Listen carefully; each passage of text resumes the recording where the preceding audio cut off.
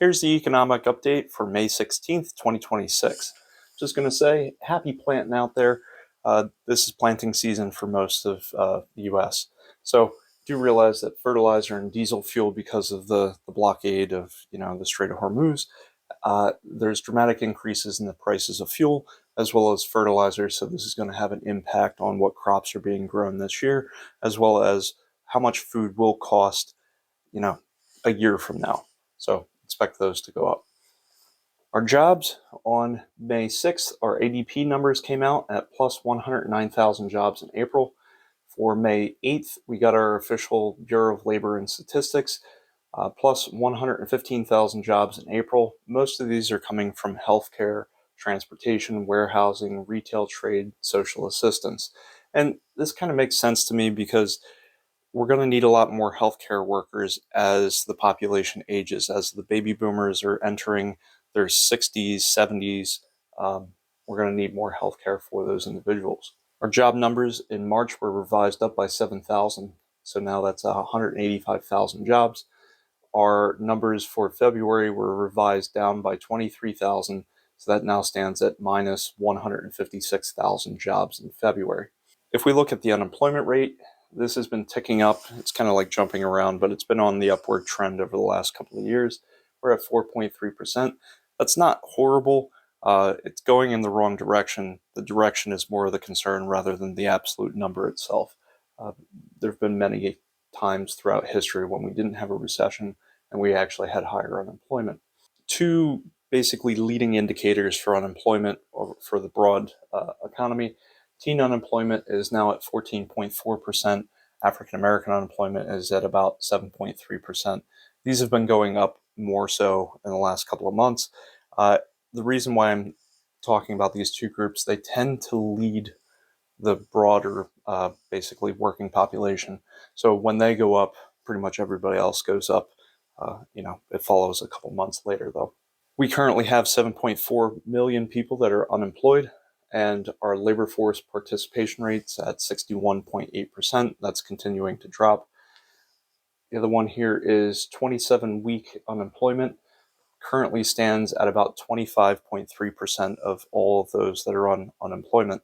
So that means that 1 out of 4 people that were on unemployment, they've been unemployed for more than 6 months.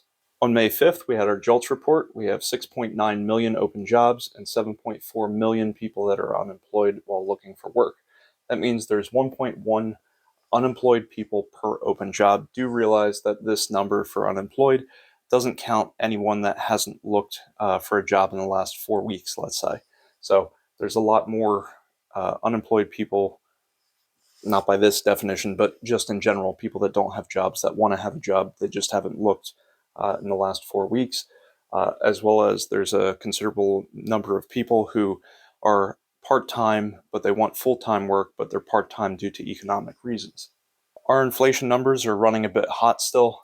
They're actually getting worse. On May 12th, our consumer price index is at 3.8% and rising fast. Our consumer price index core is at 2.8%, also rising. If we look at May 13th, we got our producer's price index. This is coming in very high at 6%, rising fast as well. And we have our producer's price index core. This is minus food and energy. That's at 4.4%, also rising. April 30th, we have our personal consumption expenditures at 3.5%, rising fast, and personal consumption expenditures core, minus food and energy, at 3.2%, still rising. A lot of this is coming because of the increase in fuel prices, the blockade of the Strait of Hormuz, not being able to get fuel out of that area, as well as fertilizer. The Fed has a dual mandate. They want to target 2% inflation. They want to keep stable prices. And the other one is they want to maintain maximum employment. When you start seeing unemployment going up and you see rising prices, that kind of puts these two against each other. So they're going to have to pick, do you want to make sure that you don't have high inflation, and then we might actually increase our interest rates from the Fed, or do you want to make sure that people keep their jobs? If we keep getting good job numbers while we're adding jobs month over month, you might actually see the inflation become more of an issue, and then the Fed start to raise interest rates again.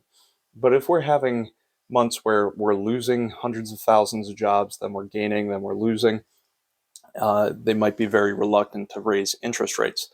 If we start losing considerable amount of jobs, then you start seeing the Fed wanting to drop interest rates more significantly, because people aren't going to pay higher prices if they don't have an income. So then inflation becomes less of an issue. The last FOMC meeting with the Fed was on April 29th. The next one is going to be June 17th, when they decide, do they keep, raise, or drop interest rates. So the FOMC held interest rates at 3.5 to 3.75%. They noted that the economic activity expanded at a solid pace. Job gains remained relatively low. Unemployment was little changed. Inflation remains elevated. Again, they're noting the fuel prices basically between the US and Iran and the blockade for the Strait of Hormuz. And that's about 20% of the world's oil supply. But it's not just oil, it's fertilizer. Plastics are made with oil, your diesel, your gasoline, jet fuel. There's some areas where they're starting to drop flights. Spirit Airlines went out of business. It was like the nail in the coffin. They weren't doing well, but they can't afford the fuel. So how's the consumer doing? On May 8th, we had our survey of consumers, and the index of consumer sentiment, month over month, we're down 3.2%. Year over year, we're down 7.7%. The current economic conditions were down 9% month over month, 18.8% year over year. The index of consumer expectations were up 0.8% month over month and up 1.3% year over year. Remember this, we're looking back at tariffs a year ago. Now, they also had a chart. They were noting that those who hold stocks, basically assets, are less impacted by the increased prices compared to those without assets. These inflation numbers are effectively higher than what people are gaining in increases in pay. So unless you own assets, people are falling behind at the moment. Pay is not quite keeping up with the increased inflation. On May 7th, there's a survey of consumer expectations. Basically, consumers believe that there's going to be increased inflation over the next year, approximately 3.6%. They believe that there's going to be higher unemployment, there's going to be less access to credit, but people believe that there's lower odds of missing a payment over the next several months. So that's at least one good point out of the rest of that mess. Gross domestic product, GDP, first quarter 2026 came in at plus 2%. So that's decent. Second quarter is estimated currently at plus 4%. So that's pretty high. We'll see where that number goes over the next couple of months. Manufacturing, May 1st, the ISM came out. The economy is growing for the 18th month in a row. Manufacturing is growing for the 4th month in a row. So that's good news. However, prices are increasing faster and employment is contracting even faster. So there's less jobs and prices are going up. So that's the negative side of this. If we look at leading economic index on April 30th, the leading economic index is negative, but it's not negative enough to signal a recession. So it's bad, but it's not that bad. And then the coincident economic indicator, so are we currently in a recession? That's still positive. Month over month, it's unchanged. So generally what happens is this will go up, go up, go up. And then when you hit a recession, it'll basically peak, plateau, and drop. I don't know where this is going next, but if it stops growing, you're at a bigger risk that you may actually enter a recession. And with that, if oil prices, say, go above $130, $140 a barrel, that's going to be a problem. We're not quite there yet, but we're teetering back and forth between, $80 to $120 per barrel. And before this whole conflict started, it was about $60 a barrel. So the higher input costs and higher transportation costs, and basically it's just fuel, and you're going to have higher fertilizer costs, higher food costs. That's going to put some businesses out of business. And even if we stopped everything today, things will not return to normal, or at least you wouldn't expect fuel prices to go back down, or fertilizer prices, or food prices, because there's a lot of infrastructure that was destroyed, and that infrastructure, like refineries and getting oil wells back up and running, it takes time, and to build new equipment might take a year or two. So it's going to take a couple of years to really have a benefit from that when this is over. The leading economic index was basically dragged down mostly by consumer expectations, reduced new orders, and reduced building permits. Speaking of building permits, so let's talk about real estate. This is existing home sales on May 11th. There's 4.02 million homes sold. This is 0% change year over year. There's about 1.47 million homes for sale. This is increased by 1.4% year over year. There's currently 4.4 months supply of homes on the market. This has been going up a little bit month over month, year over year, not too considerable yet. This is still what I would say overall a seller's market, not yet a buyer's market. You want about a 6-month supply to have, a balanced supply where it's not a buyer's market, not a seller's market. Right now, it's still a overall seller's market. Of course, all real estate is local. Some regions are doing better or worse, depending on which side of that you're looking to be on. Median home prices have gone up at 0.9% year over year.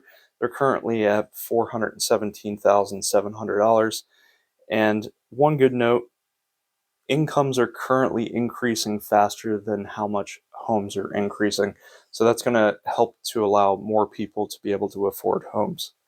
When we looked at our advance release for the retail and food sales on May 14th, there's $757.1 billion worth of sales. This is up 0.5% month over month and up 4.9% year over year. Of course, this is not adjusted for inflation. And if you start looking, if inflation's 3 to 6%, I don't know how much of a difference that actually is. So at least it's moving in a similar direction as inflation. Also, do note that there's been an 11% increase in sales in terms of retail, but not at a storefront. So basically online sales. So with all of this information, what am I doing with my money? Well, first, I got out of debt. I don't have any debt other than, a primary mortgage on a home. That's a fixed rate, 30-year low interest mortgage. After getting out of debt, I have a 6-month emergency fund. I have CDs, high yield savings. The second thing I would look at is any money I need in the next, say, less than 5 years. I'm going to keep that in CDs, high yield savings. So if I'm approaching retirement, or if I need to buy a vehicle or replace a roof, or I'm getting married, any of these big, purchases, I want to plan for them. That money doesn't belong in the stock market. That money basically should go into something that's at least insured not to lose value from FDIC. So that's why I have it there. Any money I don't need for at least 5 years, that's where I'm going to invest in basically stocks, bonds, various assets like that. So I'm going to use dollar cost averaging. I put about 70 to 80% into the S&P 500, 10 to 20% in total international funds, and about 0 to 10% into long bonds. So right now what I'm doing is about 75% to the S&P 500, about 15% to total international, and about 10% to long-term bonds. And whenever I max out all my tax advantage accounts, I'm also reinvesting in various businesses such as my farm stand, YouTube, Facebook, Instagram, Amazon, my education, and if I have random ideas, I might put some money towards that as well. Thank you for watching. Please subscribe. I cover a lot of topics such as how to make more money, how to save, how to invest, how to be an entrepreneur, and how do you limit your risk, minimize the amount of money up front and allow the business to pay for itself to reinvest and grow over time. So if any of those things interest you, they're on the channel. I welcome you to subscribe. Welcome aboard. Have a great day.